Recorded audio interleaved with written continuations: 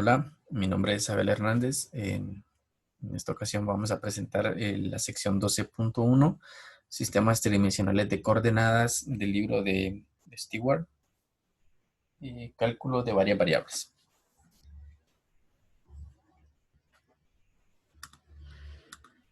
El contenido que vamos a abordar son un sistema de coordenadas, sistema bidimensional y tridimensional de coordenadas, fórmula de la distancia en tres dimensiones y la ecuación de una esfera. Bueno, nos preguntan qué es un sistema de coordenadas, ¿sí? Existen diferentes tipos de coordenadas, por ejemplo, las rectangulares o cartesianas, esféricas, polares y cilíndricas. Pero en esta sección se trabajará con el sistema de coordenadas rectangulares o cartesianas. Un sistema de coordenadas es un conjunto de valores que permiten definir unívocamente la posición de cualquier punto de un espacio geométrico con respecto de un punto denominado origen.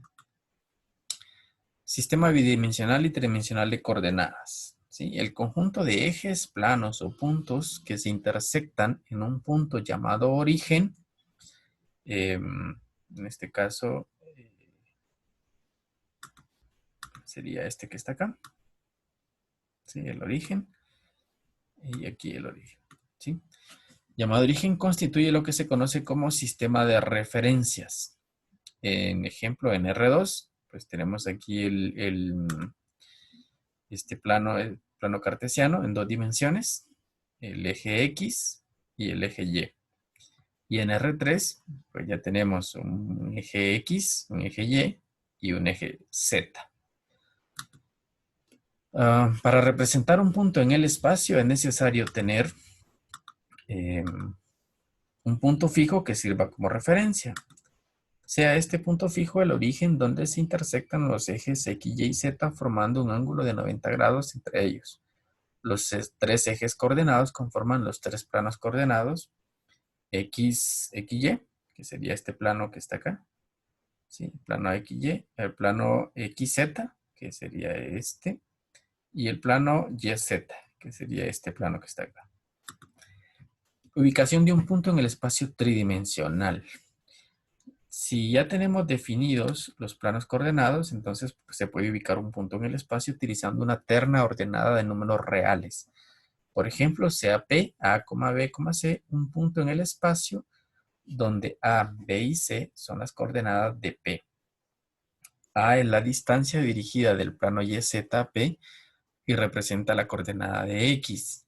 B es la distancia dirigida del plano XZ a P y representa la coordenada en Y. Y C es la distancia dirigida del plano XY a P y representa la coordenada de Z. Así, para localizar el punto A, B, C, pues se puede empezar en el origen y moverse a unidades, ¿sí? En este caso, aquí estoy señalando con la manito, ¿verdad? Nos estamos moviendo a unidades a lo largo del eje X.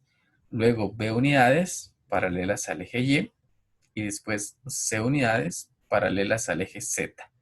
Y ahí llegamos al punto A, B, C. Ejemplo. Nos dicen que el punto P 2,2,2 determina una caja rectangular. Ahora, si se traza una perpendicular de P al plano XY, tenemos el punto P 2,2,2 y nos piden trazar una perpendicular al plano XY. ¿Sí? ¿Cuál es el plano XY? Pues es este que tenemos acá. Y la perpendicular sería al llegar al punto Q. El punto Q con coordenada 2,2,0. ¿Sí? Conocido como proyección de P en el plano XY. De manera similar podemos hacer con el punto R, este que tenemos acá, 0,2,2, y el punto S, este otro que tenemos acá, que sería 2,0,2. Estas son las proyecciones de P sobre los planos YZ, ¿sí? Y sobre el plano XZ respectivamente. Ahora, el producto cartesiano de R por R por R es igual a la terna X, Y, Z, tal que cada coordenada X, Y y Z pues pertenecen al conjunto de los números reales, ¿sí? Esto se denota con R3 y se conoce como sistema tridimensional de coordenadas rectangulares. En geometría analítica bidimensional, la gráfica de una ecuación en X y Y pues es una curva, pero eso sería en R2. Ahora, en geometría analítica tridimensional, una ecuación X, Y, Z pues representa una superficie en R3. Ejemplo, nos preguntan, ¿qué superficie en R3 está representada por las siguientes ecuaciones? Nos dan la primera ecuación, que es Z igual a 1.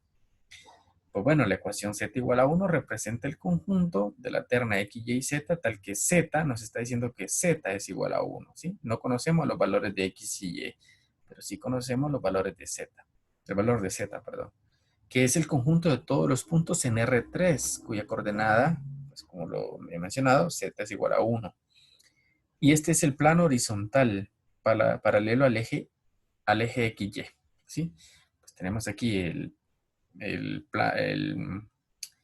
plano XY, ¿sí? Y la ecuación Z es igual a 1, pues representa un plano horizontal paralelo a este plano y que está una unidad arriba de él, ¿sí? Este plano se extiende al infinito en estas direcciones, ¿sí? Y va a pasar por Z igual a 1. Ahora, nos dicen la segunda ecuación y es Y es igual a 1. Pues bueno, esta ecuación Y igual a 1 representa el conjunto de todos los puntos en R3 cuya coordenada Y es igual a 1. Este es el plano vertical que es paralelo al plano XZ, ¿sí? Aquí tenemos el plano XZ y es paralelo a este plano. Está a está a una unidad a la derecha de él, ¿sí? Aquí está, tenemos señalado con un puntito rojo, pues el valor de Y igual a 1. Ahora, si se tratara de una geometría analítica bidimensional, entonces la ecuación Y es igual a 1, pues representa una recta en R2 y aquí lo tenemos, ¿no? O sea, si nos dicen que Y es igual a 1, pues ahí es una recta que pasa por Y igual a 1. Bien, ahora vamos a ver la fórmula de la distancia en 3 dimensiones. Si recordamos la fórmula de la distancia en 2 dimensiones, pues bueno, aquí lo que vamos a hacer es agregar una coordenada más, ¿sí? Que sería la coordenada Z. Tenemos la distancia P1, P2 entre los puntos P1, que está determinada por la terna X1, Y1, Z1, y P2, que está determinada por la terna X2, Y sub 2, Z sub 2. Entonces tenemos que esta distancia P1, P2 es igual a la raíz cuadrada. ¿Sí? A la raíz cuadrada de la diferencia de coordenada a coordenada. ¿Sí? En este caso de la coordenada X2 menos la coordenada X1. ¿Sí? Y eso elevado al cuadrado más la diferencia de coordenada a coordenada en Y2 menos Y1 al cuadrado, más la diferencia de coordenada a coordenada en Z, Z2 menos Z1 al cuadrado. Demostración. Para ver que esta fórmula es cierta, entonces se construye una caja rectangular donde P1 y P sub 2 pues son los vértices opuestos. Y esto es lo que tenemos acá, ¿no? Este es P2 y este es P1 y sus vértices son opuestos. Y las caras de la caja son paralelas a los planos coordenados, ¿sí? Bueno, aquí tenemos otros puntos que los vamos a ocupar más adelante. El punto A y el punto B. Ahora, lo que les decía, ¿no? Si tenemos el punto A, que está determinado por X2 menos X2, Y1, Z1, y el punto B, que está determinado por X2, Y2 X2, Y2, Z1. Entonces, pues estos son los vértices de la caja, ¿no? Entonces, la distancia de P1 a P2, la distancia de P1 a P2 está determinada por la diferencia de coordenada a coordenada, ¿no? Que sería X2 menos X1, ¿sí? Y la distancia de A a B, Y2 menos Y1, y la distancia de B a P2, ¿sí? De B a P2 sería Z2 menos Z1, ¿sí? ¿Por qué? Porque X2 menos X2 es 0, Y2 menos Y2 es 0, y Z1 Z2 menos pues, Z1. Si Z sub 2 es distinto a Z sub 1. ¿Sí? Debido a que los triángulos P1, B y P2, ¿va? Nos dicen P1, que es lo que tenemos acá, P1, B y P2, P1, B y P2, esto que tenemos acá, ¿sí? Y el otro triángulo, P1, A, B, son rectángulos. Por lo tanto, las dos aplicaciones del teorema de Pitágoras dan que esa distancia de P1 a P2 al cuadrado es igual a la distancia de P1 a B, eso al cuadrado, más la distancia de B a P2 al cuadrado.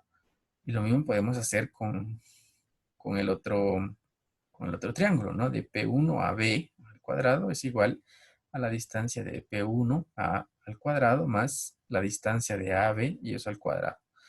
Si combinamos estas ecuaciones, entonces obtendríamos que la distancia de P1 a P2 al cuadrado es igual a la distancia de P1 a al cuadrado más la distancia de AB al cuadrado más la distancia de BP2 al cuadrado, y esto tiene que ser igual pues a la diferencia de coordenada a coordenada, ¿no? X al cuadrado menos X1 más Y2 menos Y1 al cuadrado más Z2 menos Z1 al cuadrado. Ahora poniendo esto, reescribiendo esto, nos quedaría como X al cuadrado menos X1 al cuadrado más Y2 menos Y1 al cuadrado más Z2 menos Z1 al cuadrado. Por lo tanto, diríamos que la distancia de P1 a P2, esto que está con un color rojo, al cuadrado, eso es igual a la raíz cuadrada, ¿no? De la diferencia de coordenada a coordenada. De x2 menos x1 al cuadrado más y2 menos y1 al cuadrado más z2 menos z1 al cuadrado. Bien. Ahora la ecuación de la esfera. Pues bueno, la ecuación de la esfera con centro h, k, l y radio r es x menos h al cuadrado más y menos k al cuadrado más z menos l al cuadrado. Esto es igual a r. ¿Qué nos está diciendo esta? Que bueno, que el centro no está en el origen, ¿sí? Aquí está con un puntito rojo. Nos está diciendo que el centro h, k, l no está en el origen, ¿sí? Sino que está en otro lugar, en otro punto. En particular, si el centro es el origen, pues bueno, si el centro es el origen, esta ecuación x menos h cuadrado más y menos k cuadrado más z menos l cuadrado se reduce a x cuadrado más y cuadrado más z cuadrado. ¿Por qué? Porque h, k y l serían 0. Entonces nos quedaría esta ecuación. La demostración. Por definición, una esfera es el conjunto de todos los puntos x, y, z cuya distancia desde C es r, ¿sí? Cuya distancia desde el centro, pues vamos a llamar, se conoce eso como radio, ¿sí? O r, representado por la letra r. Así, P está sobre la esfera. ¿Sí? Aquí lo tenemos señalado también con un puntito rojo. El punto P, X, Y, Z está sobre la esfera. Sí, solo sí, si PC, es decir, este segmento de recta, PC, es igual al radio. Ahora, al elevar al cuadrado a ambos lados, se tiene que la distancia PC al cuadrado es igual al radio al cuadrado. O bien, la ecuación que teníamos al inicio, x menos h cuadrado más y menos k al cuadrado más z menos l cuadrado, y esto es igual al radio al cuadrado. Un ejemplo, nos dicen, demuestre que x cuadrado más y cuadrado más z cuadrado más 4x menos y más 2z más 6 es igual a 0.